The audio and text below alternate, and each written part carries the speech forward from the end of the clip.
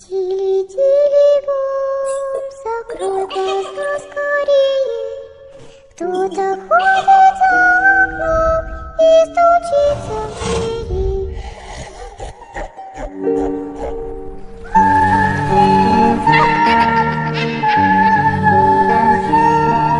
Близко.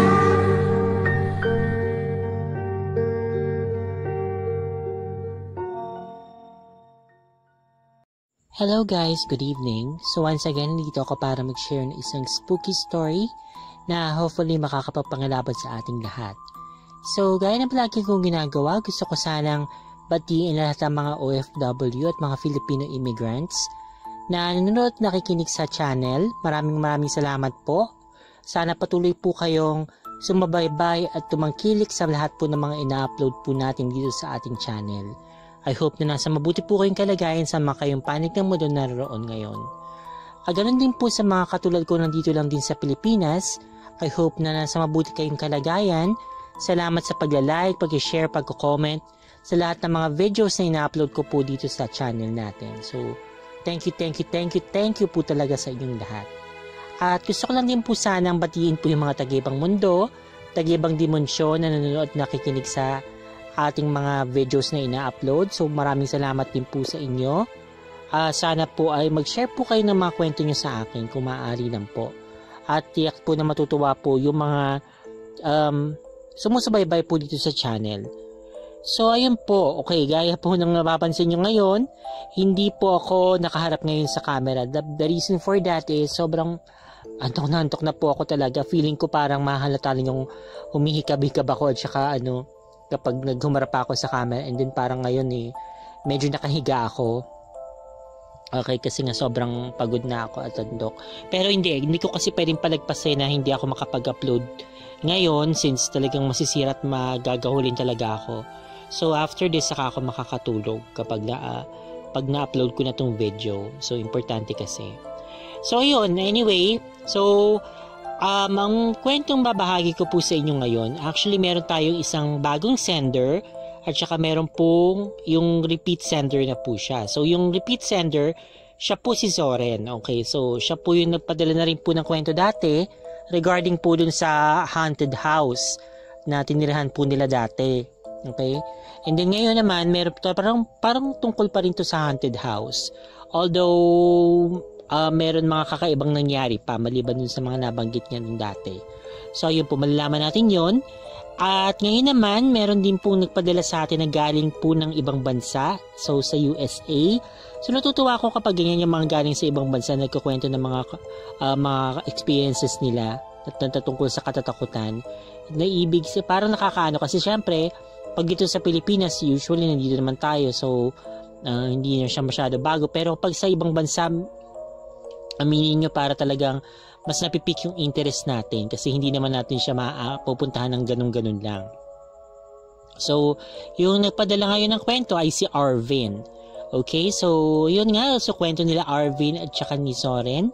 So, hindi ko na masyado patatagalin pang itong intro na to at isang haba na talaga. So, without further ado, please sit back, relax, and enjoy. Hello po sa lahat ng taga-subaybay ng Dolls and Spooks. Ako po si Arvin. Yan ang tunay kong pangalan. Nakatira ako dito sa New York, USA, at ang story ko ay nangyari noong taong 2012. Sa kwentong ito, kasama ko ang mga barkada ko noong nagpunta kami sa New Jersey. Umpisahan ko na ang kwento. Noong hapon ng October 30, nagpunta kami ng mga kaibigan ko around sa town namin sa Queens Boulevard, New York. Naglakad-lakad kami hanggang sa may nakita akong isang bookstore. Ang pangalan ng bookstore na to ay Barnes & Nobles. So I decided na pumasok sa loob. Sabi ko sa mga kaibigan ko, "Hey guys, can we just get inside? I just want to see something." Pumayag naman sila at naglakad-lakad kami sa loob. Ako naman, nagpalibot-libot kasi mahilig talaga ako magbasa, lalo na ng mga horror. Marami kasi sila mga storybooks doon. Then for some reason, may nakita akong book. Ang title ay Weird New Jersey. New York ghost hunting, and etc. Tinawag ko yung mga kaibigan ko. Sabi ko, "Hey guys, check this out." Then lahat kami, tiningnan namin yung mga books. Maraming mga true to life stories na nakasulat doon at meron din tungkol sa ghost hunting. Nakita namin na iba't ibang states ang feature doon sa book. Meron Sleepy Hollow na nasa New York din pero medyo malayo sa amin, almost 2 hours. Then may nakita kami, Pennsylvania, pero malayo ka rin kasi yun sa amin. Hanggang sa bumungad sa amin yung Clinton, New Jersey. Nakasulat na only 16 miles from us. Then nakasulat pa doon na yun yung pinaka-haunted na place sa buong United States of America. So yan yung napili namin at marami din mga haunted houses na abandoned. Pero hindi namin mapapasok yung bahay kasi bukod sa gabi ay trespassing yon kahit na abandoned na ito. Anyway, sabi dun sa book, if you're planning to go to Clinton, New Jersey, make sure your car is in good condition and everything works. Make sure it's full of gasoline. Sabi ko sa mga kaibigan ko, shall we go tomorrow night? Cause tomorrow is October 31 and it's Halloween. Sagot naman nila, sure man. Dumating na nga ang gabi ng October 31. Around 9 p.m., nag-isang kotse na lang kami. Total kasya naman kaming lahat dahil 4 lang kami noon. 2 Pinoy at 1 Amerikano at ako. Si Kurt yung isang Pinoy pero mostly English lang ang alam niya kasi laki siya dito sa Amerika. Si Albert yung isa pang Pilipino at si Jason, purong Amerikano at ako, Pinoy syempre. Nung umalis na kami, nakarating na kami sa Clinton Road na mga 10:30 p.m. Nagka-traffic kasi sa Manhattan, then bago kami tuluyang tumuloy sa haunted place, nagpagasolina muna kami. Yung nag-serve sa amin ay isang matandang Amerikano.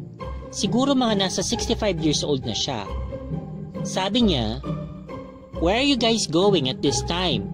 It's late night and it's freezing cold." Sagot naman namin, "We're going to Clinton Road, sir." Tapos sabi ng matanda, "Be careful. The road has been closed because of mysterious and unexplained death accidents. And I heard sometimes there is a woman who will suddenly cross the street. Then a car will chase you out of nowhere."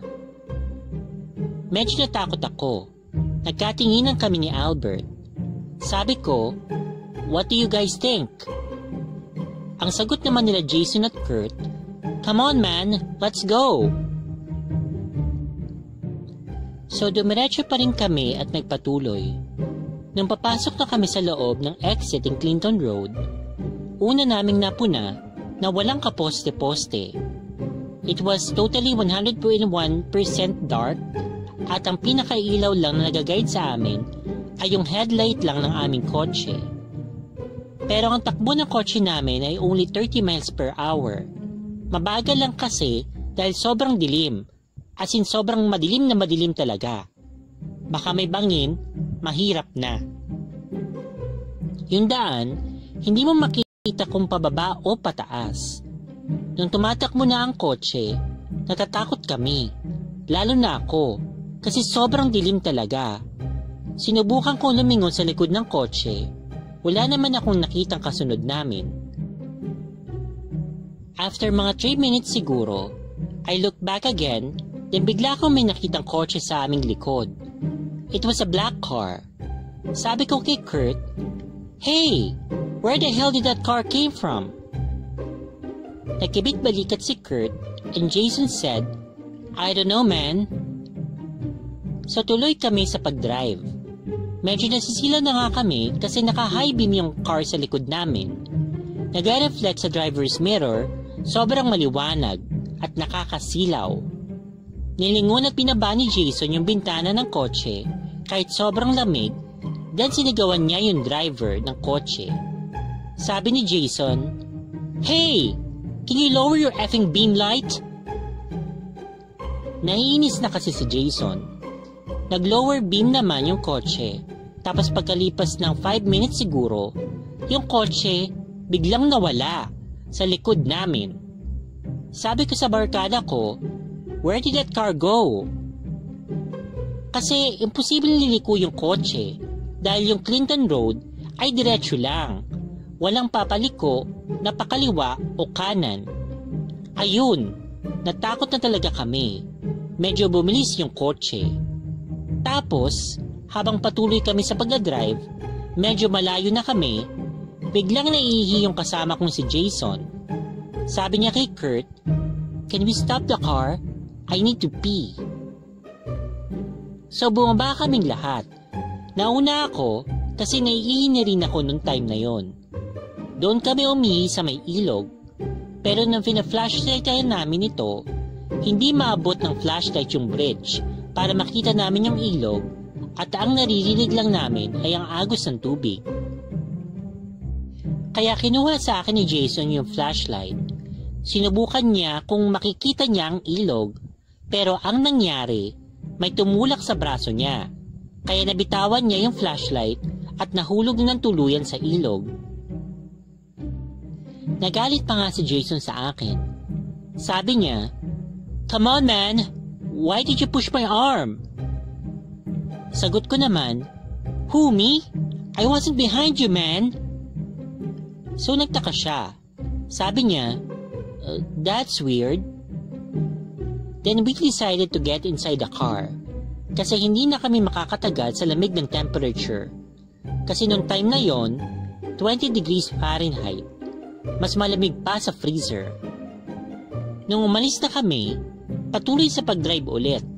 Nang bigla kaming may nakitang 3 lalaki na nakatayo sa dulo. Sabi ko sa barkada ko, "Look at those 3 men. They're just standing there. Don't you feel cold?" Tapos nung pinagmamasa namin yung 3 tao, wala kaming matanaw na ulo, parang katawan lang. Kaya natakot kami at medyo pinaharurot ulit yung kotse namin. Nung tinignan ko ang oras, it was already 12:30 a.m. Nagtataka ako kasi nakalagay sa book, only 30 minutes drive ang Clinton Road. Kasi nung pumasok kami sa Clinton Road, mga almost 11 p.m. na noon. So dapat, nakalabas na kami, kahit siguro mga 11:40 p.m. Hindi namin makita ang exit going to the expressway, pabalik ng New York. That means, paikot-ikot at pabalik-balik lang kami.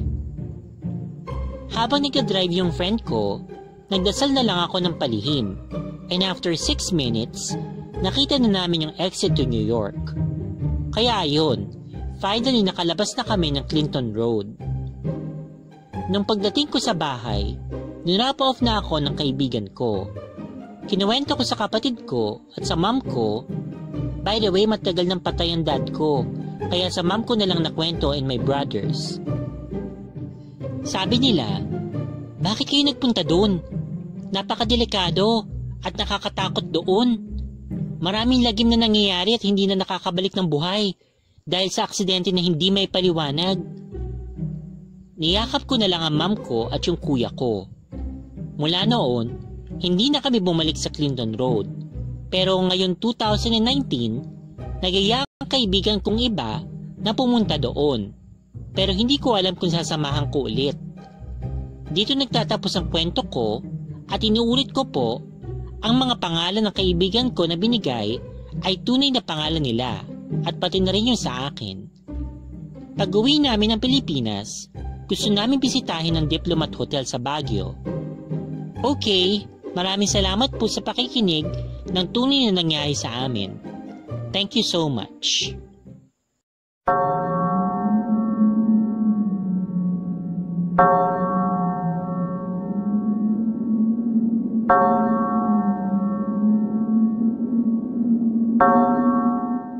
Hello, Clark. Iba pala talaga ang pakiramdam kapag nabasa yung story sa channel mo. Nakakatuwa at maraming salamat talaga. Anyway, I'm here for another set of stories. Sorry, wala akong kwentong aswang. Siguro later on kapag naalala ko yung mga kwento ng mga pinsan ko dati, baka mabahagi ko rin dito sa iyong channel. Pero sa ngayon, sana magustuhan ninyo at ang other fanatics ang mga stories na ibabahagi ko. Ang mga stories na to ay nangyari sa iba't ibang mga okasyon. Since hindi naman talaga ako nakakakita ng mga multo, ang mga eksperyensya ko ay puro paramdam lang, pero nakakatakot nung time na naranasan ko. Ang unang paramdam ay sa bahay ng tita ko sa Pangasinan.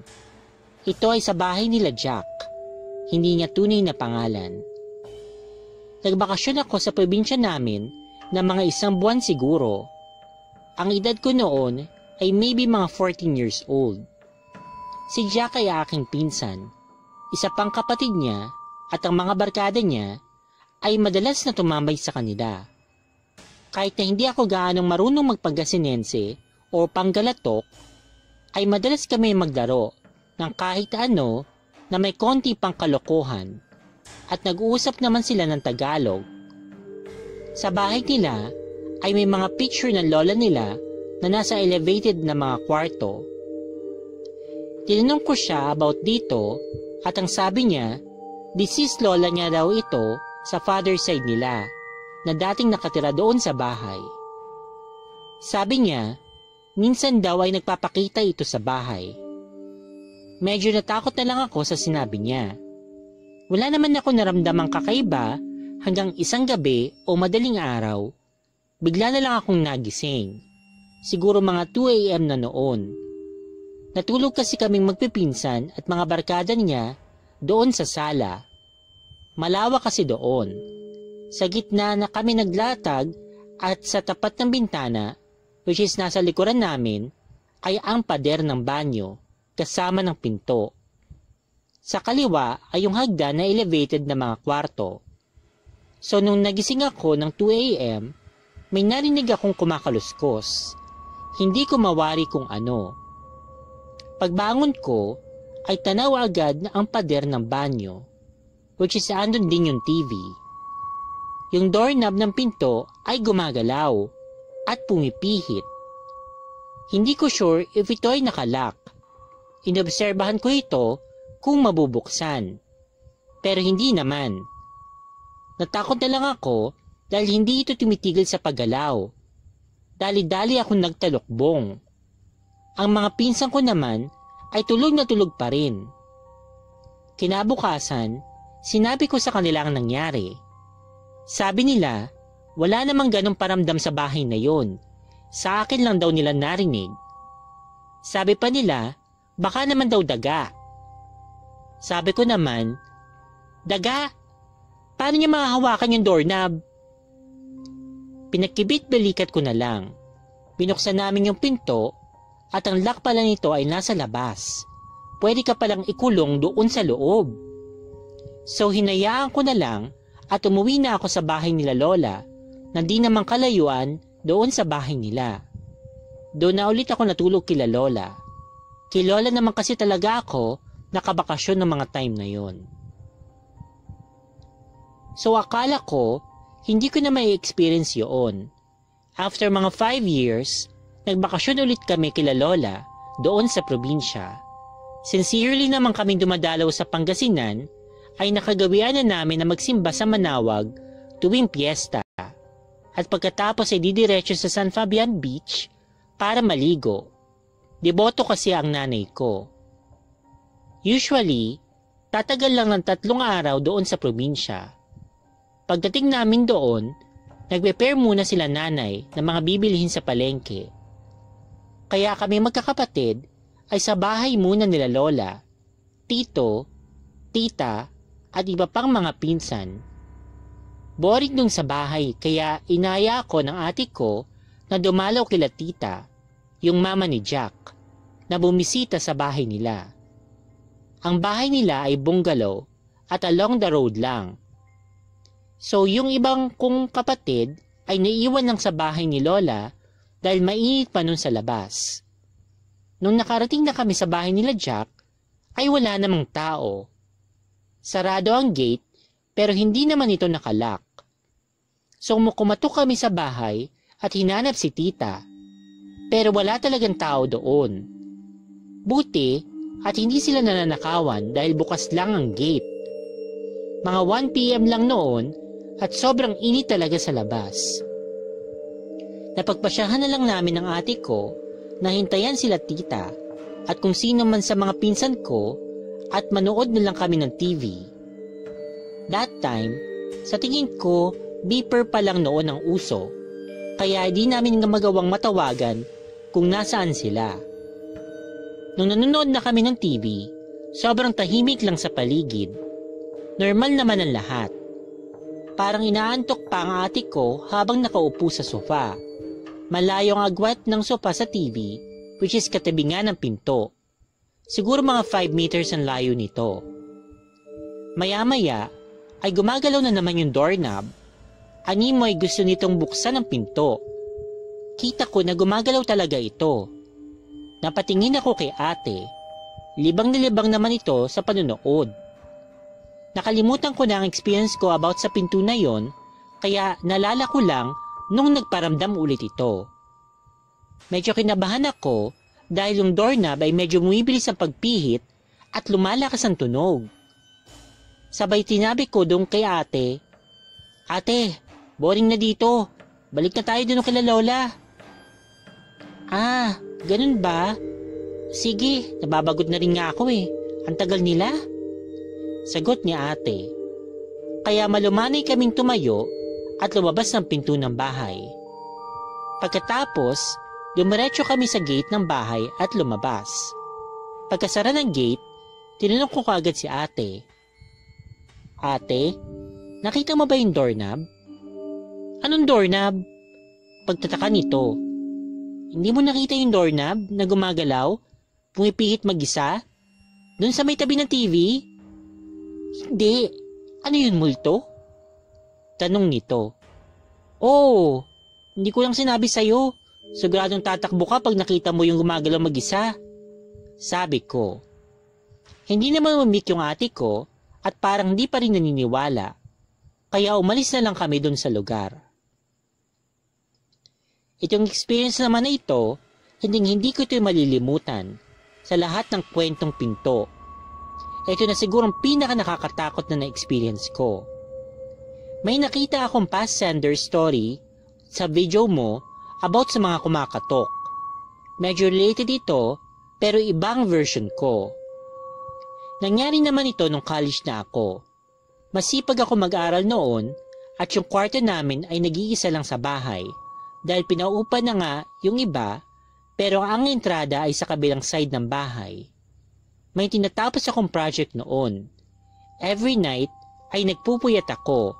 Gumagawa ako doon sa sala ng bahay. Sila nanay at tatay ay sa may bandang kainan natutulog. Nilagyan kasi nila ng kama malapit dito, yung likod ng TV. Ang kapatid na bunso namin ay doon sa kwarto natutulog. Gabi-gabi, gumagawa ako ng project ko. Pag mga 7 PM to 8 PM, saka lang kami kumakain at nanonood sila ng TV afterwards.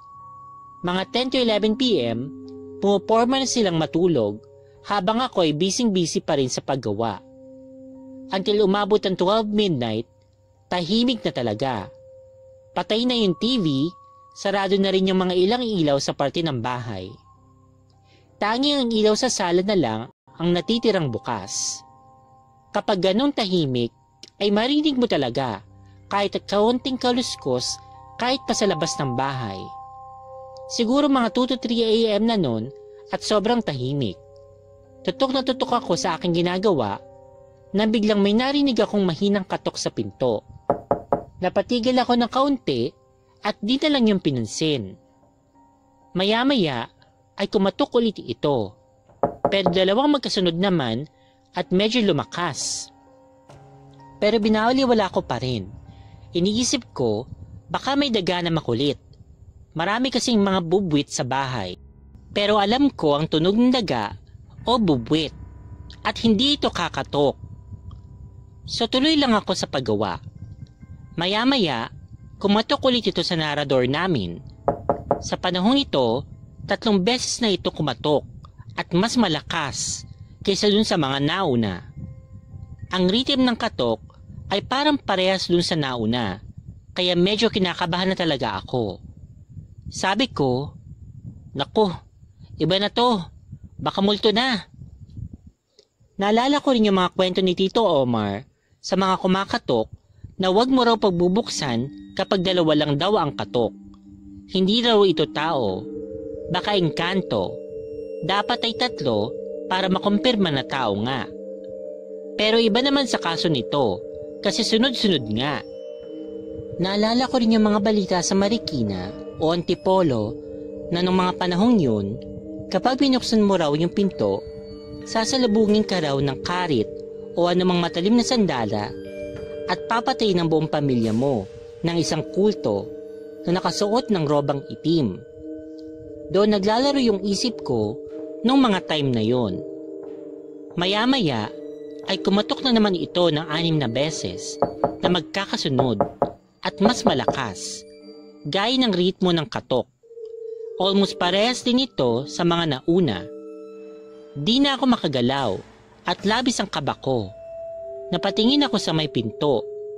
Katabi rin ito yung malalaki naming bintana na may jalousie at buti na lang may kortina at nakatakip. Ang ginawa ko, kumatok din ako sa glass table na pinaggagawaan ko. Nilakasan ko ito na parang kengkoy ang tono na narinig ko sa mga cartoons dati. Biglang gumanti ito ng katok na malakas talaga. Halos mauga na ang pinto namin. Ang katok nito ay mga 7 beses na magkakasunod. Hihimatayin na yata ako sa takot. Tumitingin ako kila nanay na natutulog sa likod ng TV. Pero hindi pa rin sila nagigising. Di ko na alam ang gagawin ko at bigla namang nag-ring ang telepono. Ang telepono namin ay katabi ko lang halos dahil nga nasa sala nga ako. Dito ay lalo akong kinilabutan. Naalala ko naman bigla yung pelikula ni Sadako. Sabi ko, "Pucha, ano to? The Ring?" That time ay kapapalabas pa lang yata sa sinihan ng movie na yon. Dahil kinikilabutan pa rin ako, pinaring ko muna ito ng ilang beses. At sa wakas, ay dinampot ko ang auditibo ng telepono. Hello? Ang nasambit ko na nanginginig pa ang boses. Isang babaeng sumagot at ito'y nagtatanong. Nagkukwento siya about sa isang tao daw na nangungupahan sa amin. Sinabi niya ang pangalan nito, which is nakalimutan ko na. Sabi ko, wala yung taong ganyan dito. Pinagpipilitan naman ng babae ang gusto niya. Since kilala ko lahat ng nangungupahan dito, sinabi ko na wala talaga. Tapos, kung ano-ano pa ang gusto niyang sabihin. Sabi niya tanungin ko daw muna yung mga nangungupahan kung kilala nila ito. Sabi ko, ngayon na? Sabi niya, oo, para malaman mo. If gagawin ko yun, kailangan kong buksan ang main door at pumunta sa likod bahay kung saan yung mga pinto ng paupahan. Sinabi ko na lang, miss, bukas na lang at wala na talaga yung sinasabi mo. Sure ako. Tinigtungan ko pa ng tanong, alam mo ba kung anong oras na? Sabi ko, may sinabi siya at pinipipilitan pa rin ng gusto. Dahil nga makulit yung babae, nagpasensya na lang ako at sinabi ko na bukas na lang. Sabay binabaan ko ng telepono. Sa isip-isip ko, ano yun? Prank caller? O baka gusto makipag-phone sex? That time kasi, uso rin nga pala yun. Tumawag ulit yung babae at galit na galit. Bakit ko daw siya binabaan ng telepono? Hanggang sa nagkasagutan na lang kami. Binaba ko ulit at tumatawag na naman siya. Malakas yung ring ng phone, kaya nagising yung nanay ko at sabi, bunitin ko na lang daw yung kable para hindi na makatawag. Yun na nga lang ang ginawa ko. Di na ako nakagawa at pumasok na ako sa kwarto. Medyo nawala na yung takot ko at nawala na rin yung kumakatok. Di ko sure if konektado ba yon o nabulabog yung multo. Kinabukasan, nakwento ko sa kanila na meron ngang kumakatok kagabi. Tapos nagring lang yung telepono. Nung kinagabihan, siguro mga 8 PM pa lang, nagsaboy si nanay ng asin sa may entrada at sa backdoor namin para mawala na yung mga kumakatok na yan. At wala na ngang nagparamdam. Wakas. Salamat sa pakikinig at sorry kung hindi masyado nakakatakot, lalo na yung dalawang naunang parte. May twist pa sa dulo na nagring yung phone. Baka magtaka yung iba, baka hinaluan ko ng movie scene. Sorry pero totoong nangyari po ito. Yun lang Clark at salamat kung ma-feature mo ito sa iyong channel. Good luck and God bless.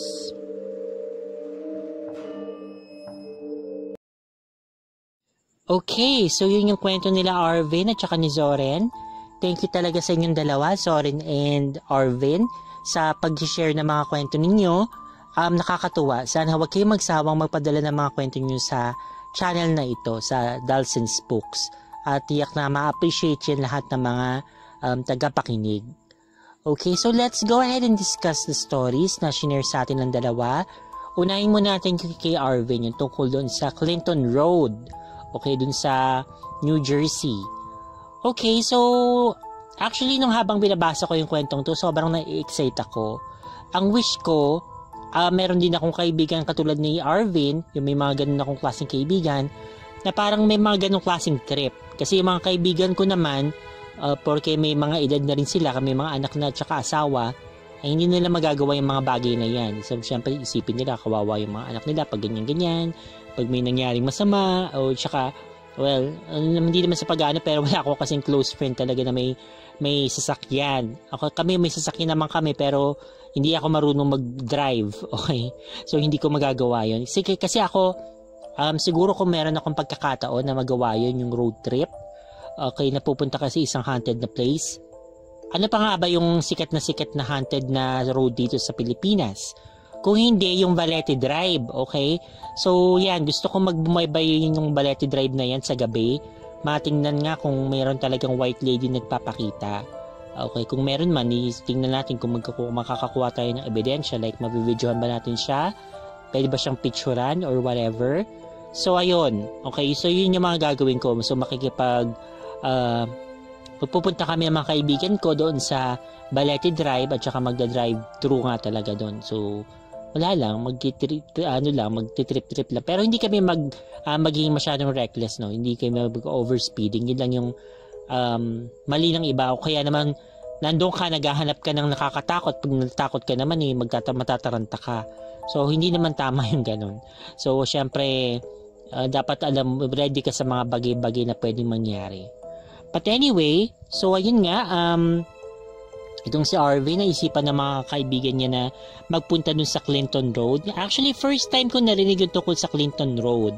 Kasi parang wala pa naman akong napanood na YouTuber or any article na tungkol doon. Kaya bago siya lahat sa akin. Kasi kung sinabi niya yung mga tipong sa mga Salem, Massachusetts, yung mga ganyan, o yung mga tipong nagpunta sila siguro sa Waverly, na may narinig na ako mga kwento tungkol doon, pero bago talaga sa akin yung Clinton Road na to. So, ayun, ang gusto ko lang sana malaman, Arvin, kung nakikinig ka ngayon is, wala bang history yung lugar na yon? Bakit may nagpaparamdam doon? So, meron bang nangyari doon sa kuna? Like, nung mga Civil War ba, ng panahon ng mga paglalaban ng mga Amerikano? Meron ba doon mga nagkandamatayan, na mga dahil may gera, ganyan? Or meron bang nangyaring masalimuot na kaganapan doon? So yun, curious ako malaman at sana masagot mo kung ano bang meron dun sa lugar niya at bakit siya haunted. At the same time, sabi mo meron nagyayaya sa'yo na bago isa pang kaibigan na kung gusto niya pumunta doon sa Clinton Road na nga na yun. So sinamahan mo ba? Kasi nga medyo matagal-tagal na rin bago mo na nung napadala mo to. So o sasama ka ba o kung hindi pa nangyayari kung nangyari na, sumama ka ba or what? So ayun, interesado ako malaman kung ano yung naging decision mo kung talagang tinuloy mo yung panganyaya ng kaibigan mo na pumunta ulit dun sa Clinton Road. Pero if I were you, pupunta ako dun. Parang BI ko, no? Hindi, kasi ang gawin mo na lang, maghanda ka na lang, magdala ka ng rosary, mga ganyan, and then, syempre, kailangan yung presence of mind, magdasal muna kayo. Kasi nakaka-curious talaga, no? Kasi, sabi ko nga, kung ako yan, may pagkakataon ako, talagang magdadrive talaga ako dyan, or makikasasama ako ng mga kaibigan ko na pumunta doon. At ang lakas naman talaga na loob nyo na bumaba ng car. Kasi kung ako yan, baka hindi siguro ako bababa ng car. Okay? Pero sabi nyo nga, naiihi kayo. So, I suppose call of nature talaga, hindi mapipigilan. Mabuti na nga lang kayo mga lalaki kayo lahat. Kung babae, mas kawawa. Kasi nga, ang hirap kaya na parang parang tumihaya doon para makawiwi, para maibsan yung call of nature. Okay? So, yun. Mabuti na lang yun. At wala naman nangyari talagang masama sa inyo. Hindi yung tipong binangga kayo o may nakita kayong monster doon na pala kayo sinalakay or what. So, ang lang doon is nakakita kayo ng isang car. Yung car naman, hindi naman kayo binangga. Mabuti na lang. Okay? And then, meron kayong ano ba yung nangyari doon? Yung parang may nakita kayong mga pugot na ulong tao. Okay? And then, meron parang tumulak sa kamay ng kaibigan mo. Well, medyo mild yung nangyari, Hindi siya masyado grabe. Hindi yung tipong biglang pagkakita mo, meron white lady doon sa tabi ninyo, na nakapasok doon sa loob ng kotse. Hindi yung tipong meron humabol sa inyo na monster, or kung ano man yan, yung chupacabra ba yun, yung mga ganyan, yung mga wendigo. Ayan. O, anyway, mga ganun. Okay, so, curious pa ako kung ano pa mga mababahagi mo sa ating mga kwento tungkol dyan sa Kababalakan. At sabi mo nga, gusto mong pumunta sa Diplomat Hotel. Okay, so sige, gawin mo yan. Hindi ko lang alam kung marami pa mga multo doon kasi may nabasa ako, or hindi nabasa. May napanood ako before na Halloween special sa Magandang Bibayan yata yun, or sa Misteryo ba yun, na dahil nga sa ang dami-dami nagpupunta doon ng mga turista, yung mga binubulabog yung mga kaluluwa, medyo nabawasan na doon yung mga multo doon. Anong nangyayari? Sumasama doon sa mga turista. So, akala nila parang mag-thrill seeker sila doon. Napupunta lang sila doon ng basta-basta. Hindi nila alam, kasama na pala nila pag-uwi yung espiritu. Sinundan na sila. So, ayun. Pero may mga natira pa lang yata doon mga espiritong iba. At baka may mga nadagdag pa nga, yung mga hindi na namatay doon sa digmaan. Namatay na lang, siguro namatay na from other places doon nagpunta kasi tahimik yung lugar. And then, para bagay yung mga multo talaga, kumbaga. Ayun. So, ayun, good luck na lang dyan, and hopefully, makapunta ka nga dun sa Diplomat Hotel. Okay, just be respectful of the place and always pray. Okay, huwag tayong maging masyadong overconfident at saka yung disrespectful. Kasi kapag hindi ka nagbigay ng respeto, I'm sure na syempre hindi matutuwa yung mga multo, yung mga espiritu, baka rin kanilang gawa ng masama. Okay, so, ayun lang, be cautious na lang sa mga bagay na ganyan. Ayun, pero nakakatuwa talaga, nag-enjoy ako sa kwento mo, promise. So, sobrang wish ko na parang isa ako sa mga nakasama doon sa pag-joyride ninyo doon sa Clinton Road. Ayan. And then, i-discuss naman natin ngayon yung isa pang kwento. So, yung kwento naman ngayon ito ni Zoren regarding sa pinto. Okay, so maraming kwento regarding sa pinto, yung mga pintong pinipihit-pihit ng yung doorknob. Okay? So, nakakatakot, Diyos ko. Kasi ako may parang ganyan na rin experience, pero hindi. Hindi totally ganun. Okay? Paliwanag ko kasi parang ang gulo, diba? Okay. Ganito siya. So, dati, nung dito sa bahay din na to, mga bata pa kami, tapos yung kausap ko yung pinsan ko, na isa na babae siya, pinsan kong babae, magkasama-sama kami sa isang kwarto, nagkukwentuhan kami. Then all of a sudden, itong pinto na nakapinid, bigla na lang bumukas. At yung bukas niya, hindi yung tipong bumukas na tipong parang dahan-dahan na parang hinangin lang. Nakapinid siya, yung pa nga, nakapinid siya, hindi siya maluwag na maluwag na pintuan o yung doorknob. So, hindi siya yung tipong basta na hangin ay bubukas ng kusa. No. Ang nangyari dito ay bumukas ng pagkabilis-bilis at pagkalakas-lakas itong pintuan. As in, parang, alam mo yung parang dramatic entrance na biglang binuksan yung pintuan din, wham! Bukas na siya. Ganun yung nangyari. And then sa sobrang shock namin, nagtalokbong kami ng kumot, parang ang laki ng tulong na yun. Ano? At hindi na kami nakaimik kasi sa sobrang pagkabigla. At walang taong nagbukas noon kasi wala naman makikita namin kaagad kasi nandun kami sa loob kung may tao doon. And then, hindi din siya makakapagtago ng mabilis kasi makikita rin namin kasi syempre kailangan yung tumakbo or gumawa ng sudden movement na mag-create ng ingay. Wala rin kaming narinig na ganun. So nalala ko na lang bigla itong pangyayaring yun. Okay. So bata pa ako ng mga siguro 10 taon or what nung nangyari ito. Pero anyway, okay, so ayun lang yung sabi ko tungkol doon. Mabuti na lang nga talaga at nung time na kasi matatakotin pa ako at hindi naman yun naulit kasi nga baka ewan ko lang, okay? Kasi nung time na yun, hindi pa naman ako katulad nito na parang okay lang sa akin yung mga ghost na yan. Nung time na yun, talagang natutulog ako na pawis ako palagi kasi tatalong ako ng kumot. Yun lang yung way ko para maibsan yung takot ko. Then hindi ko na lang alam, parang may nagsabi sa akin na isipin ko na lang daw na hindi totoo. Okay? Hindi totoo yung mga ganyan, gawa-gawa lang sa movie, etc. So parang kinukondisyon ko yung isip ko na ganyan na hindi nga totoo. And then eventually, hindi na ako natakot. Okay, ngayon naman, although naniniwala naman ako na totoo, since siguro nag-mature na rin ako in a way, hindi na ako yung tipong katulad na madaling matakot, kaya hindi na ako natatakot. Ano pa, pawag tulog. Ano ba yung sinunok pa ako? Anyway, so ayun lang. Regarding naman dun sa kwento mo ulit, mabalik tayo sa kwento mo, Zoren. Ano ba yung place na yon, yung bahay ng tita mo? Haunted ba yun? Meron ba talaga silang may namatay ba doon? Bakit may nagpaparamdam? At siya ka nakakapagtaka na sa'yo lang nagpapakita. Baka gusto ka. Okay, baka naman bakit hindi naman yung multo? Baka naman engkanto yun na nagkagusto sa'yo, hindi kaya? Kaya nagpapapansin sa'yo? Well, whatever. Regarding naman dun sa mga katok-katok sa bahay, okay, so yes. So, definitely, kapag may kumakatok, huwag mong pagbubuksan yung this oras ng gabi. At yung hindi nagsasalita, kasi kung talagang tao yan, hindi yung mga sasatisfy sa katok-katok lang, Diyos ko. Magsasabi yan yung tao po, magsasabi niya na, kunyari Clark, si si Benji to. Yan, magpapakilala siya, hindi yung tipong kakatok lang ng, ayun, ganyan, yung mga ganyan. Gaganyan na hindi nagsasalita. Okay? So, syempre kapag normal na tao ka, magsasalita ka eventual, hindi lang yung patukan ng patok na hindi naman wala nga sumasagot sa'yo. Okay, my God. So, ayun. Okay? So, hindi ko alam kung may kinalaman nga yung tawag sa teleponong yun. Okay? Dun sa kasi parang nangyayari, gusto siyang lumabas.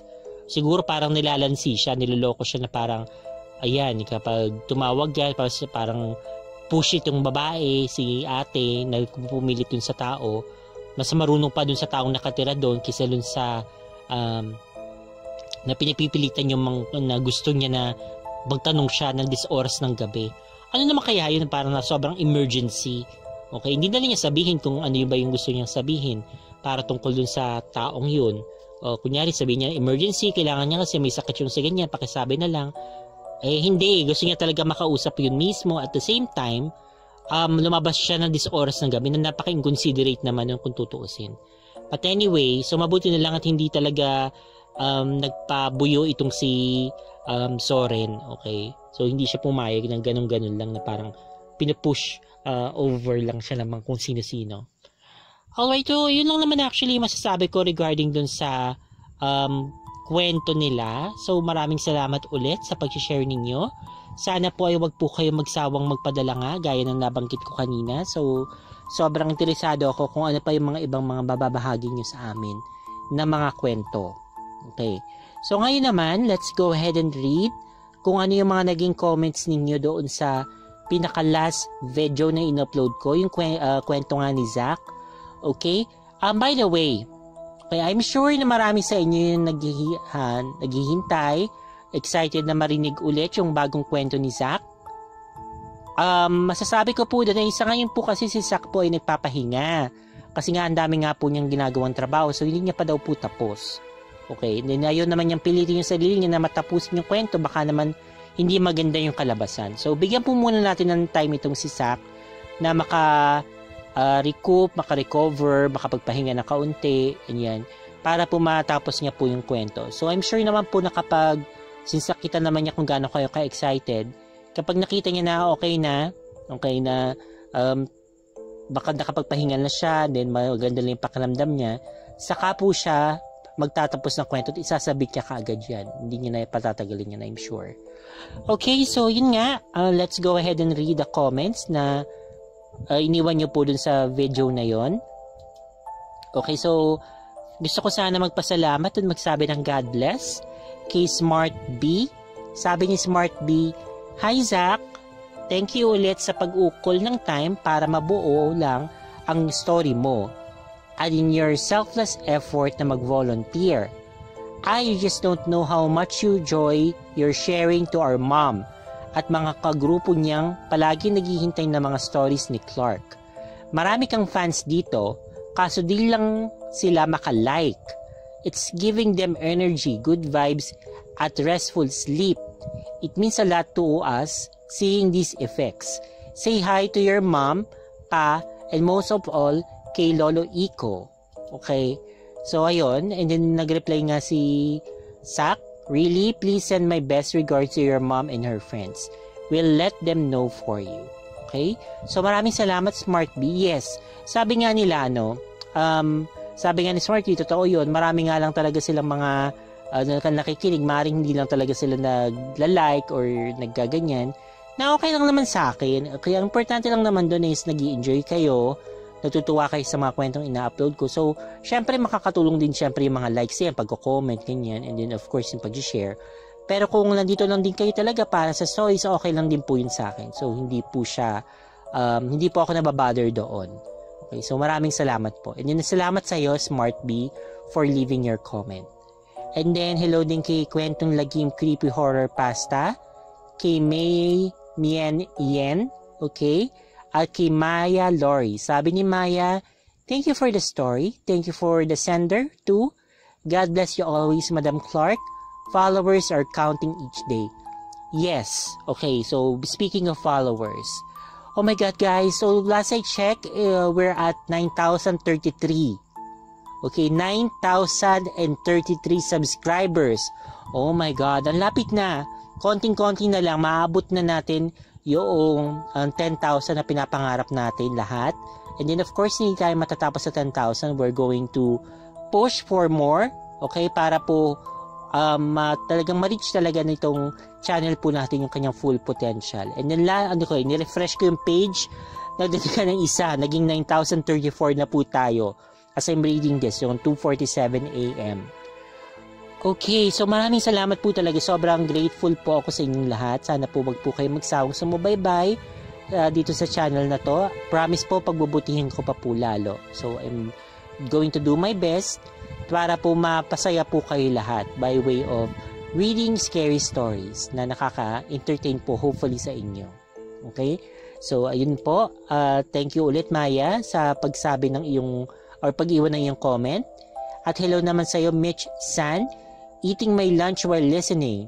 Thank you for the new stories, Sir Zack, and also to you, Ma'am Shi, for narrating the story. Love you po. Love you as well, Mitch San. So, salamat po talaga.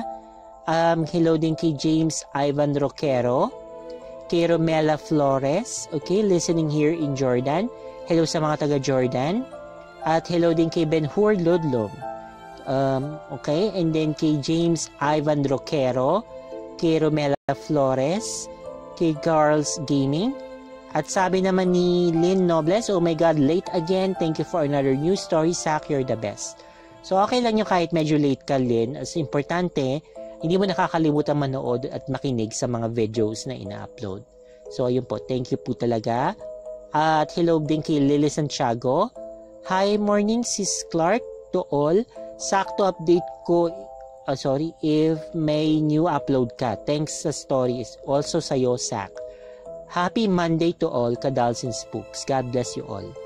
Okay, so God bless din sa'yo, Lily. Hello, Bernie Casinillo. Okay, kay Charmel, kay Jopay Bano, o Jopay Nicole Bano to be exact. Okay? Kay Ariel Lozano or Lorzano.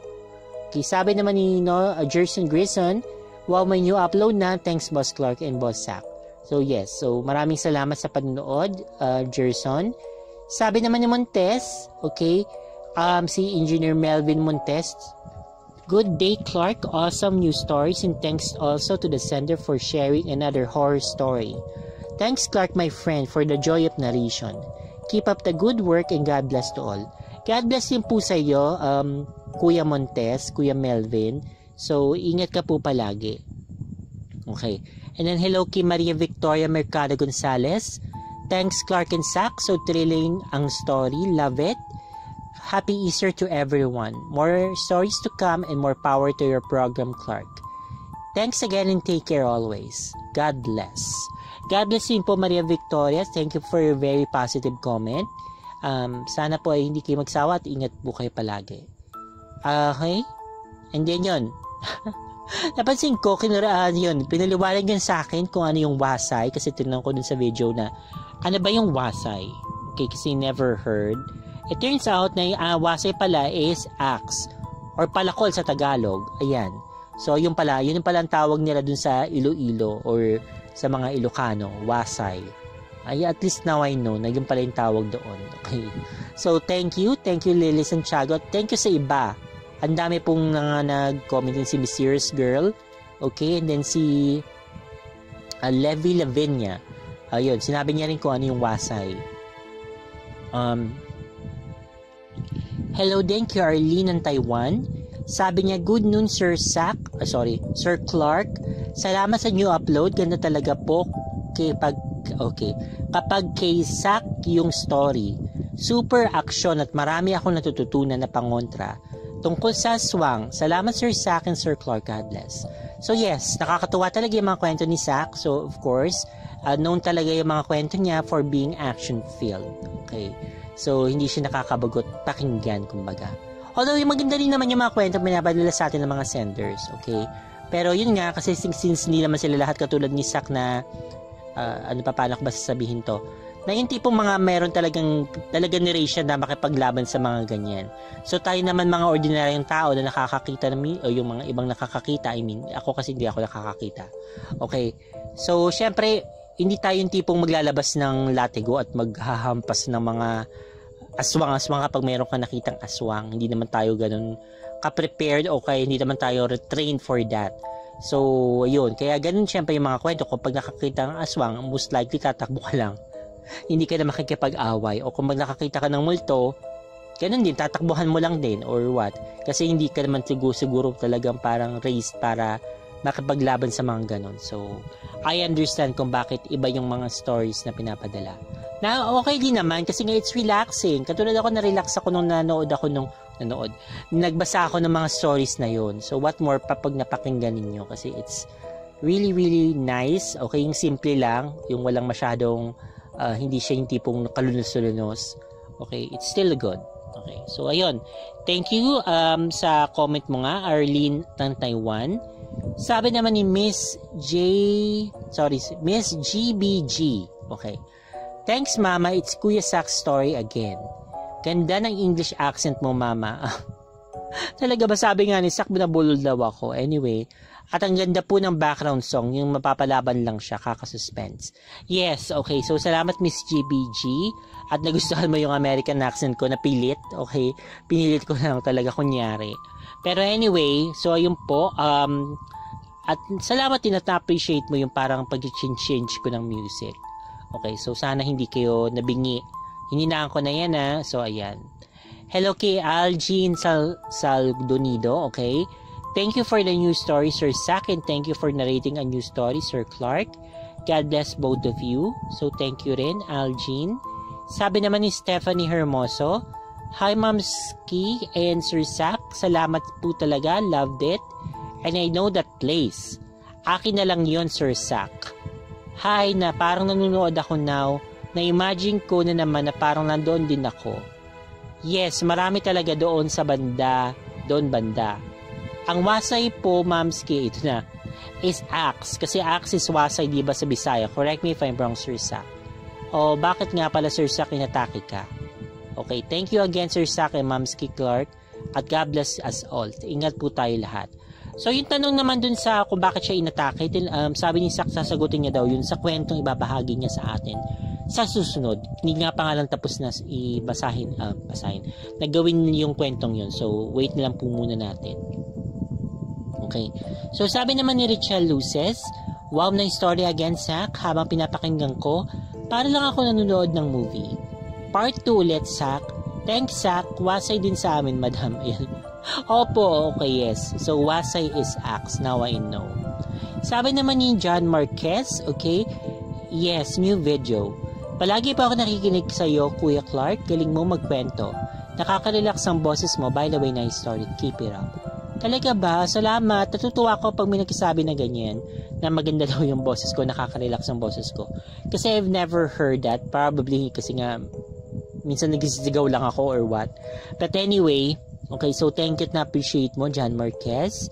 Okay, so hello din kay Kyle Mucha. Yes, aswang. Salamat po ulit. Okay lang po background. Creepy yung isang doll. Todo ang smile. Si ano yon? Okay, si... nakalimutan ko yung pangalan, my gosh. Si Maddie yun, okay. Si Maddie po yung isang nakasmile kasi po yung kay... Ayan na. So, humikab na ako kaya pinos ko muna. But anyway, yung isang doll ko kasi si Cheska yun, hindi siya masyado nakasmile. Okay, so I suppose you're referring to Maddie. Okay. Thank you, Kyle Mucha. At hello din kay Ralph Ching. Hi friend, nice talaga ng mga stories ni Kuya Sak. Walang katulad. Pareho tayo ng tanong friend Clark about sa wasay. Keep safe friend Clark and God bless. God bless din sa'yo. Hello kay Jaime Nierbes. Kay Ginoong Takip Silim Scary Stories. Kay LC Alcantara. Cleofe Gier. Okay, Gier ba to? Gier, I'm sorry. Okay. At kay Butchoy Osorio. So, thanks Clark King Sak. Sobrang ganda ng kwento. Hintayin namin ang part 2 and God bless. Thank you. At sabi naman ni Henry Storke Canyalaso, yun nga, wasay daw is axe. I know now. Hello, Joanne Marie. Okay. Kay Mitch Pagsuyuin. Kay Rowena Ancheta. Kay Mafi Gonzalez. Okay. At kay Erdan Yams. Sabi naman ni Ori Sak. Ori Rex, okay? Hi Sak, thank you for the exciting story. Mag-aabang ako ng part 2. Thank you Clark, talk to you later sa messenger. Yes, okay, so maraming salamat po Tita Ori for your messages. Ano nangyari sa akin na tongue twister. Messages, okay? So na-appreciate ko po lahat ng mga messages mo sa akin. So thank you po. Hello din kay Mariel Estuesta. Okay, sabi niya, thanks Sisi and Sak. Pinakakabangan ko naman na story. God bless po. Yun nga. So, yung tungkol sa wasay. Yes, alam ko na po. Yung tungkol sa wasay. Okay, si Nona Grace Borda. Hello. Kay Cristel Masuda. Okay.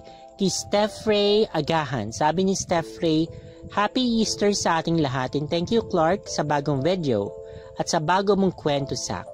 Ganda ng kwento. Pati si Mami nakinig na rin. Ingat kayo palagi. Huwag po natin kalimutan magdasal lagi. Stay happy and thankful every day. God bless us all. So, thank you, Steph Ray. At, okay, nagustuhan mo. So, yun po. Ingat ka po palagi dyan. At salamat din po sa maming matakinig na rin siya. Okay, thank you. At hello naman din kay Alex sa'yo. Okay. Kay Bleeded Heart. Sabi ni Bleeded Heart or si Jengski, thanks, thanks sa akin, Sis Clark. More Sak stories pa. More power sa channel and more subs pa. God bless and good health po sa ating lahat. Kainin nga muna ng tubig. Ayan. Okay, so ayun. Thanks sa comment mo, Bleeded Heart or si Jengski. And then hello din kay Estrella Jimenez. Okay. At kay Henry Storke Canilaso is second comment niya. Sana sa susunod na mga kwento mo, huwag mong alalahanin kung mahaba ang kwento. Mas maganda yon. Mahaba na kwento si Kuya Clark na bahala magbigay ng patastas. Pero nakakabitin na naman walang aksyon. Okay. Okay, sige po. So, ano naman, hindi naman kasi lahat talaga ng kwento. Gaya nga na nabanggit ko, hindi naman lahat talaga ng mga sender ay katulad ni Sak na talaga nakikipaglaban. Kasi nga, hindi naman talaga tayo equip yung karamihan sa atin na makapaglaban sa mga aswang. Kahit nga normal na tao nga hindi naman talaga tayo yung tipong parang, sino ba to? Kasi Cardo Dalisay na parang tiglang parang maging probinsyano na lilipad-lipad or makikipagsuntukan din siya yung mananalo sa bandang huli. So, ayun. Okay. So, sana maging maging fair siguro tayo. Yun ang tamang term, I suppose. Na hindi po talaga lahat ng kwento is magiging ma-action. Okay. So, yung iba parang chill-chill lang. Okay. At hello din kay Ikong 202 Calatrava. Hello. Kay Lisel Berame. Sabi naman ni Lisel, Sak story on the go. Thanks a lot, Madam Clark. Magandang magbati sa iyo ng araw ng Pasko na pagkabuhay. God bless o sa iyo at sa lahat. So, salamat, Lisel. Okay? So, hello kay Wei Lamy, kay Honey Girl, kay Shi Wong, okay? At kay Hawaiian Girl, kay si Maria Georgievic. According to Hawaiian Girl, hello, Sissy Clark, and of course, greetings to all the Dollies and Spookies fans. As always, thank you for reading us another Sak story. And I'm always enjoying everyone's stories as well. Yay, we're almost at 10K. Yay talaga. So, Maria, oo nga, lapit na natin sa 10K. So, fingers crossed. Okay. So, salamat. At hello din kay Arish Malik. Okay. And then, sabi niya, thanks, Madam Clark. Upload kayo kaagad. Di man lang yata kayo nakapagpahinga pagkatapos ng Semana Santa. Resting po kahit kaunti. Alam nyo naman po, health is more important than others. Always take care and God bless you and your family. Yes, nakapagpahinga naman ako. Ito nga lang, medyo pagod na ako at antok. Pero, tatapusin ko to para lang ma-upload ko. Kasi nga, syempre, alam ko marami sa inyo naghihintay. So, gusto ko naman hindi kayo magsisi sa paghihintay na meron kayo talagang inaabangan. Ayan. At hello din kay Black Angel, kay Aisha Main. Sabi naman niya, basta Sak stories, maraming abangers tulad ko. Excited sa karugtong ng stories nito.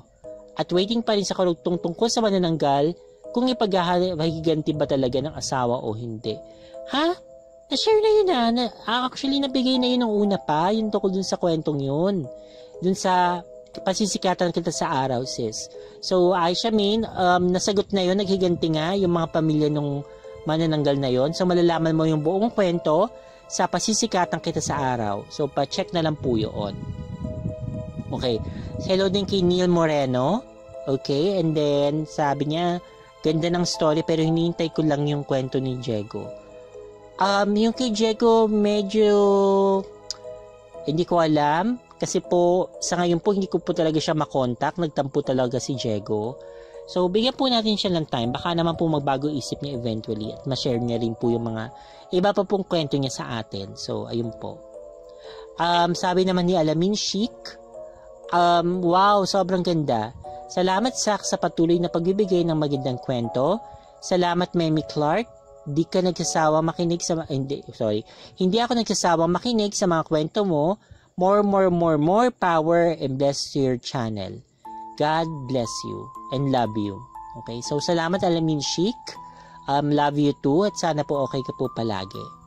Hello din kay James Laristan, kay Macmac Gabriel, okay, kay Sariwat Malaman, kay Albina Nawal, okay, si Cheryl Mika Baron, Cheryl Villahermosa, hello. So sabi, ang ganda po ng story, Sak. Nabitin ako sa pakikinig. Abangan ko talaga yung kasunod nito. Thank you so much and God bless us all. Okay? So, hintay-hintay lang natin. Tinatapos pa ni Sak yung karugtong ng kwento niya. Hello din kay Marjorie Masendo. Sobrang ganda ng story, Sir Clark. Thank you, Sir Sak, sa napakagandang story. Favorite aswang stories talaga. Okay? Thank you, Marjorie. At hello din kay Angelo Gonza, kay Noraima Madali, kay Gilbert Manabat, okay, kay Mark Martinez, Sherilyn Dalusong, Floro Valvarias, kay John Mark Vito. Sabi ni John Mark, thanks Mark Sak for your fabulous story. Medyo bitin though. Feeling sulit pa rin. Iba talaga kapag galing kay Zach ang story, detalyado at mahaba. Sa akin, Clark, mabuhay kayong dalawa. Great tandem. Looking forward to for more stories or exciting stories from Zach. Okay, sabi naman ni Gina Halasco, Hi Ma'am Shi Clark at sa lahat ng mga taga-subaybay na kagaya ko. Grabe talaga ang pakikipaglaban ni Zach sa mga aswang. Buti na lang lahat sila ay matapang, walang nangyaring masama sa kanila. Okay, so tama ka dun, Gina. Kasi kung iba yun, lalo na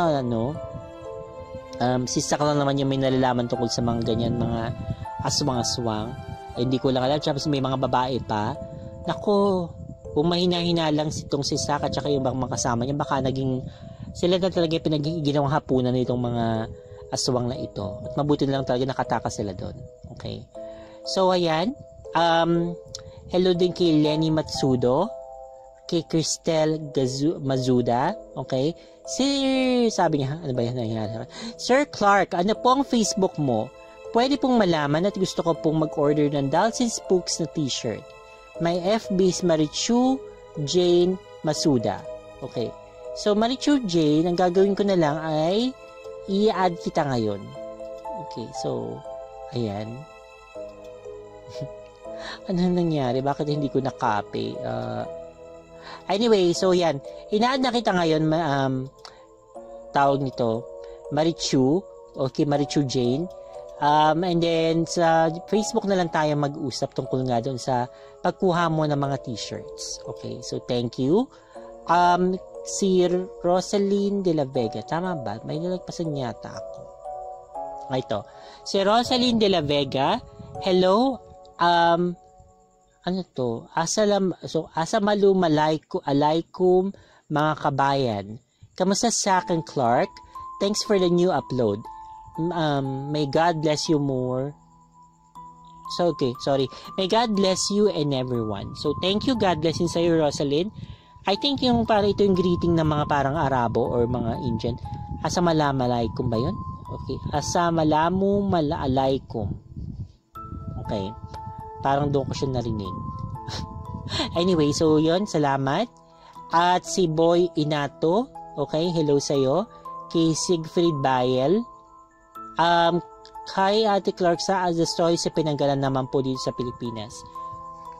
Subukan ko maghanap kasi usually sa submitted stories kasi minabasa ko dito.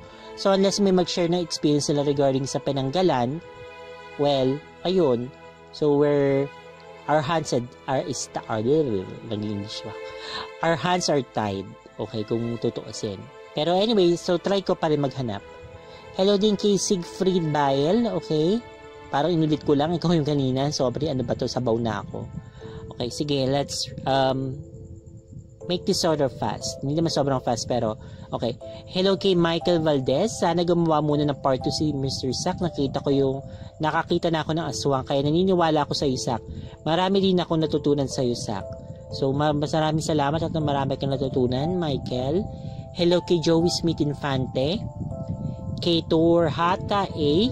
Kay Geraldine Renalda. Sabi niya, ang ganda ng story ngayon. Super ka talaga, Zach. Salamat na bongga. Looking forward sa comeback story ni Brandon. Salamat, Clark. Brandon, kung narinig mo to, sana po mag-share ka na talaga ng story sa amin. Hopefully ay mapagbigyan mo kami lahat. Ayan po.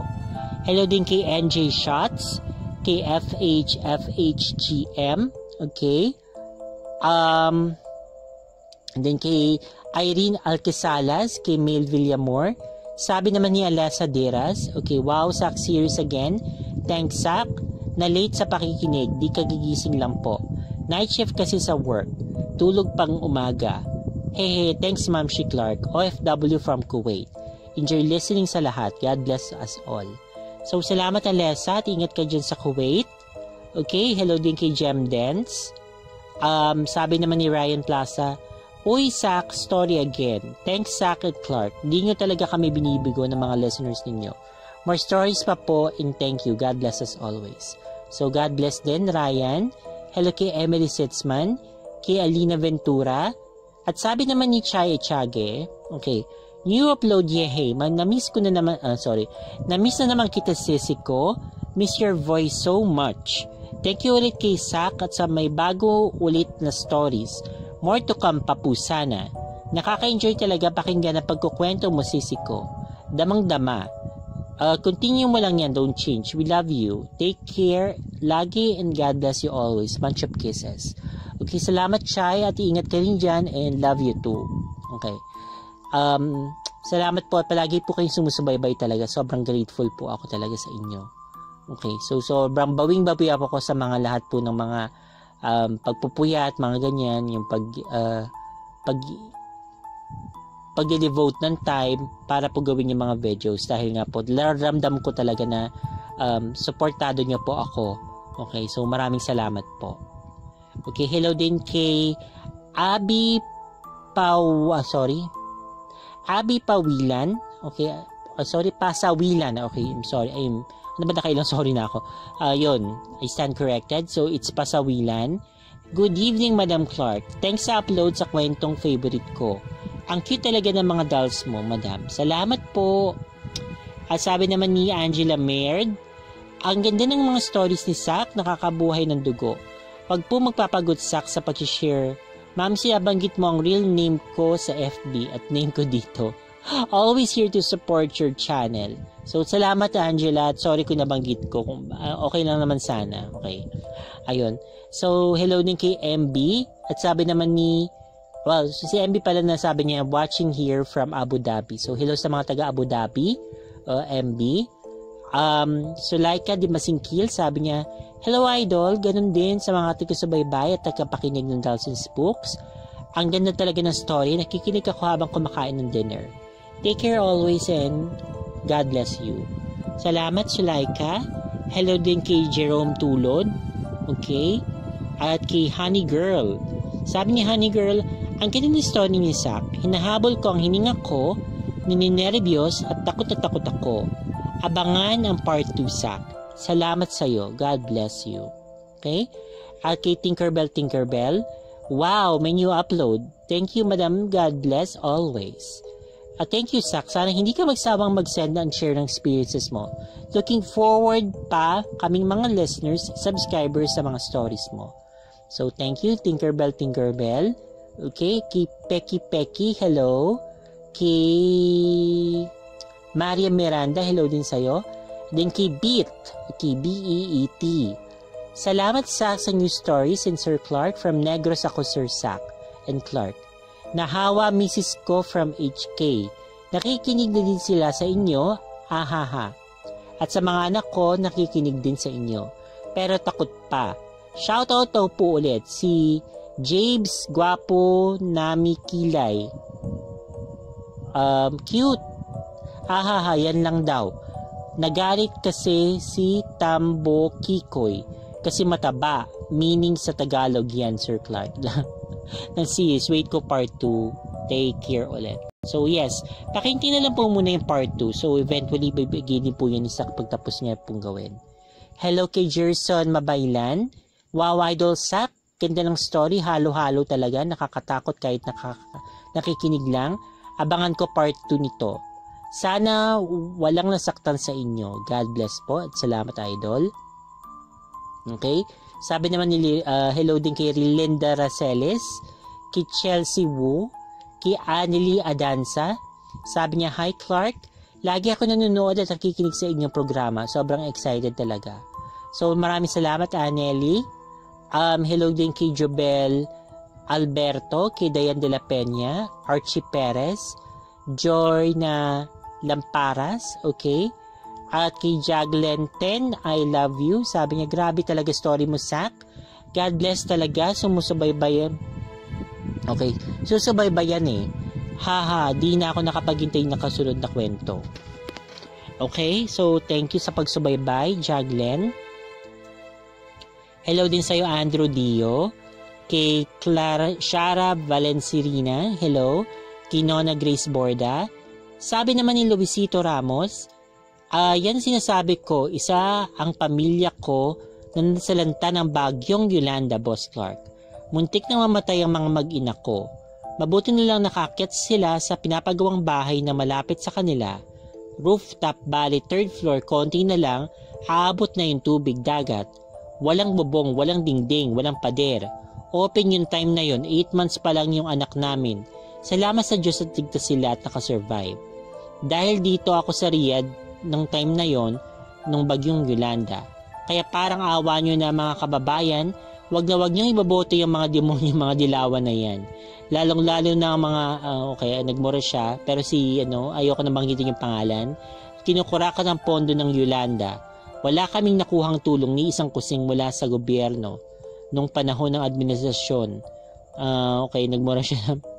Mukhang galit na galit ka talaga. Pero kung talagang totoo na wala talaga kayo nakuha, so I suppose justified yung pagkagalit mo at syempre hinanakit mo sa nangyari. Pero I hope na naka-recover na kayo mula doon. Kasi kailan ba nangyari itong Yolanda? Matagal na eh. Alam ko nandun pa ako sa previous company ko, hindi mag 4 years na ako dito sa kumpanya ko ngayon. So I think 2015, okay, if I'm not mistaken, nangyari yung Yolanda, or 2014 ba? Parang mga ganun. 2014 to 2013, I think. Okay. So ayan, so thank you sa pag-share ng karanasan mo, Luisito. Hello din kay Patrick Bea from Morca. Hello po sa lahat ng subscribers ng Dolls and Spooks. I love this channel. Salamat sa iyo, Sir Clark and Idol Bossak.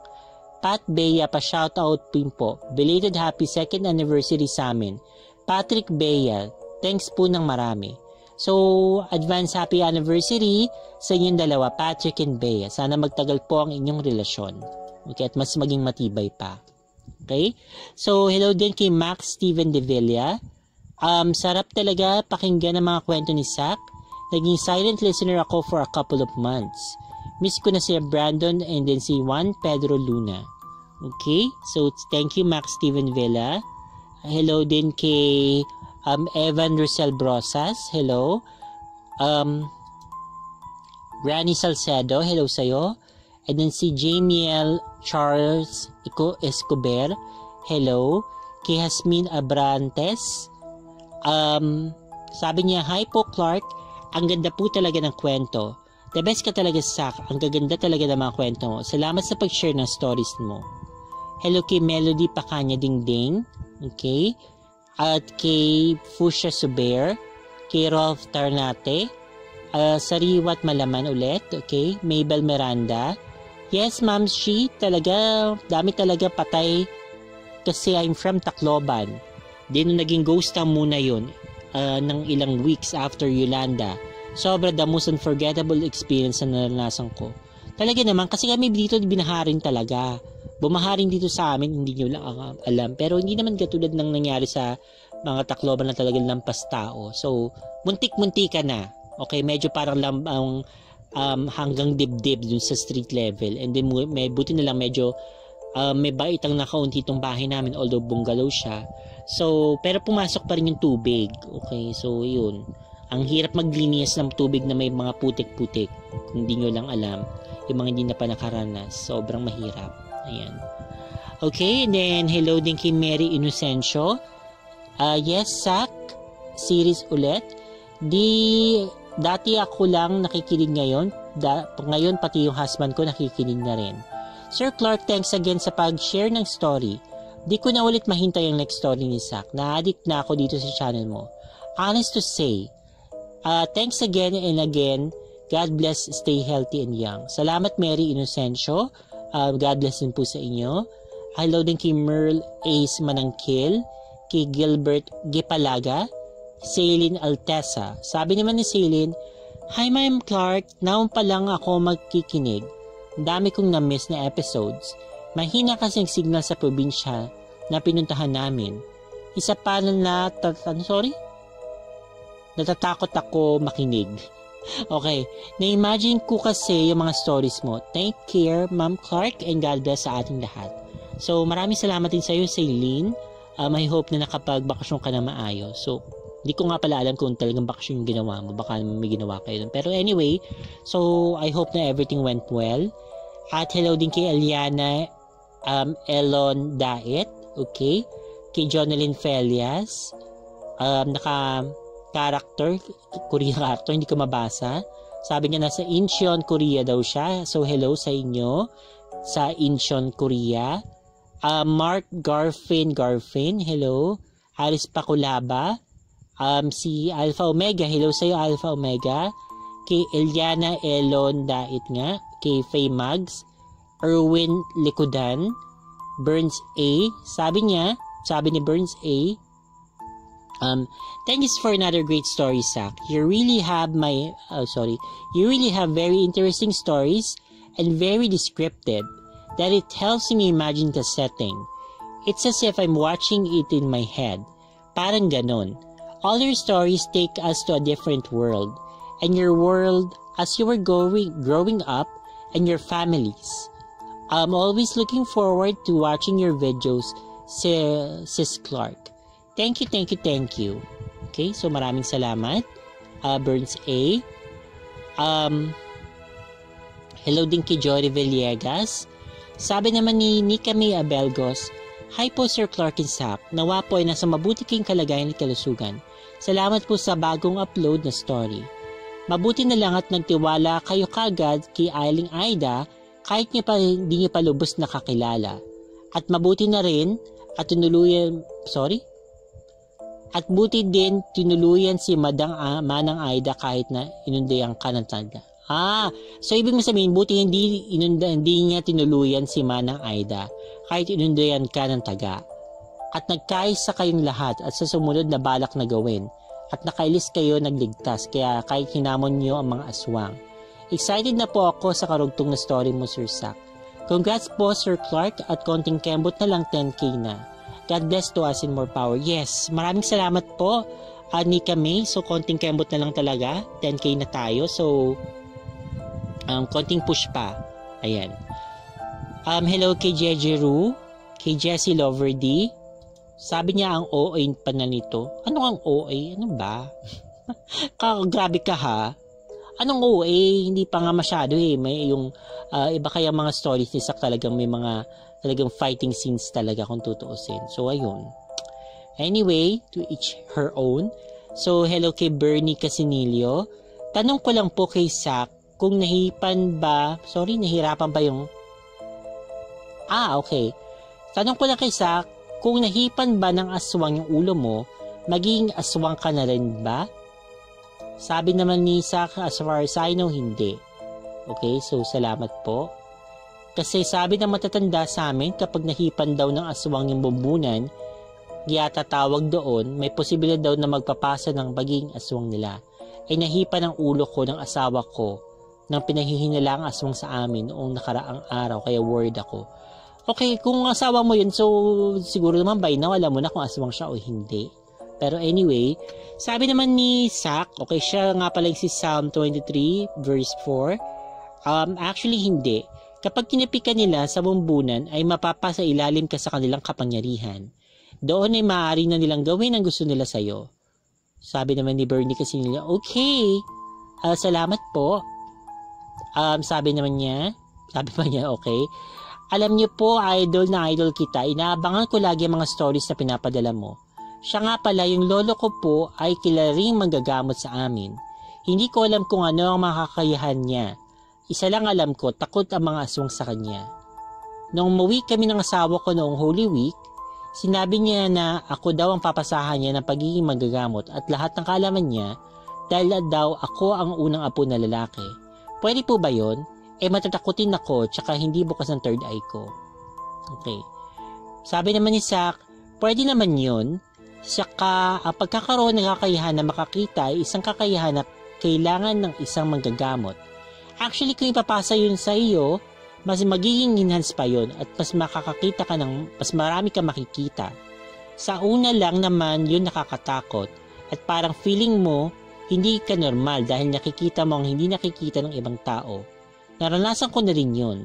Lalong-lalo na yung friend ko na si Angela na sa kanya mismo ay sobrang enhanced pa. Let's say nang sa akin na sa intermediate pa lang, siya ay nasa advanced na. Okay? So, thank you. Okay. So, yun ang conversation nila ni Zach. Okay? So, salamat Zach sa pagsagot ng mga katanungan niya. Hello din kay Rain Canino, kay Melissa GD. Hindi ko talaga ano ba yan? Okay, one more. Take 3. Hindi talaga ako nagsisisi sa paghihintay sa bagong story ni Sir Zach. Yung tipong aabangan ng bawat kasunod na kwento niya. Yung tipong hindi mo pagsisisihan na makinig. Okay? So, thank you for that, Melissa. Hello kay Florisa Aranas. Kay Sixel Freeman Nava. Hanap talaga ang story mo, Boss Sak. Makapigil hinga. Talaga, ibang classic, grabe. Salamat, Clark, sa pag-upload ng magagandang story. More power sa channel ng Dalton Spooks. Lapos, Iloilo City po ako, Boss Sak. So, hello sa mga taga-Lapos, Iloilo. Okay, and then hello kay Alvin Tamayo. Ayan, so yan, sabi ni Sak, I'll be home soon, bro. Sir Sak po ba to? San po ba kayo sa Iloilo, sir? Dito po ako sa Saudi Arabia now, sir. Yes, sir. A town away from the city, sir. Andito po ako sa US now. Okay, yes. So, pero uuwi nga si Sak. So, may mga announcement po ako sa susunod. So, abangan nyo na lang po. Okay? So, hello din po kay Alvin Tamayo, kay Chel Soriano, hello. Kay Ellen Lokia, sabi niya, thank you po, inaabangan ko po talaga mga bagong story. Every time na may notification, nagmamadali akong i-open. Malaki po ang natutulong ng channel natin, lalo na sa aming mga OFW. Thank you po and God bless. Sana po ay huwag kayong magsasawa na magpadala ng story at kay Sir Clark sa walang sawang pag-upload. Okay, so maraming salamat, Ellen. At ito yung last na comment, si Teresa Sosa. Sabi niya, oh my God, grabe ang ganda talaga ng story mo, Sak. Nakakatakot naman. Buti na lang, nakilala nila Manang Aida. Can't wait po sa continuation ng story. Thanks po, Ma'am Shi, sa pagbasa at pagbate. God bless po, ingat po tayo lahat. Okay, so maraming salamat sa comment mo, Teresa. Sumagot pala si Sak dito. So sabi ni Sak, oo nga, kung hindi namin siya na-meet, baka naging relief goods din kami. Malamang nga, kasi gutom na talaga yung mga kawawang aswang ngayon. Although hindi ko alam kung tamang term na kawawa sila since nangangawawa rin sila ng iba na kinakain nila.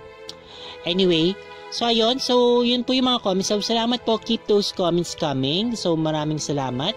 Paki-like po, paki-share, paki-comment, and of course, please have your friends subscribe to the channel. Sobrang nakakatulong po ito para po mapalago pa po ang ating channel. Ngayon, mabatiin ko lang po din yung aking Aunt Beth Pulido. So Aunt Beth, I hope that you're doing well. Ingat po kayo palagi dyan sa Paris. Okay? So merci beaucoup for everything. At hello din kay Smart B, kay Wildberry, kay Leonor Neville, at sa mami po nila. Okay, so hello po mami. Sana po ay okay po kayo palagi. Ingat po kayo at God bless po. Hello din po sa iba po pong mga nag-subscribe po sa channel. Hindi ko na po kayo may isa-isa kasi medyo marami na po kayo. Hindi ko po alam, hindi ko po akalain na maaabot po ako sa ganito na sa sobrang dami hindi ko na sila mabanggit lahat. Pero definitely, lahat po kayo special po para sa akin. So wala po akong tinitake for granted dito sa channel natin. So I really appreciate all of you. Okay. So ayun lang po muna sa ngayon. So at puro show na naman ako. Kasi pasensya na po, talagang after po nito, pagka-upload ko po, saka po ako makakatulog. So, currently, it's 3:28 a.m. Ayan, so, katatapos ko lang po. So, hindi ko na masyado patatagalin pala. Ito na. Pa-segue kasi ako ng pa-segue pa eh. Parang nag-rumble na lang ako. So, ayun po. So, thank you so much for listening and watching. Take care always and God bless. Okay, so, bye-bye!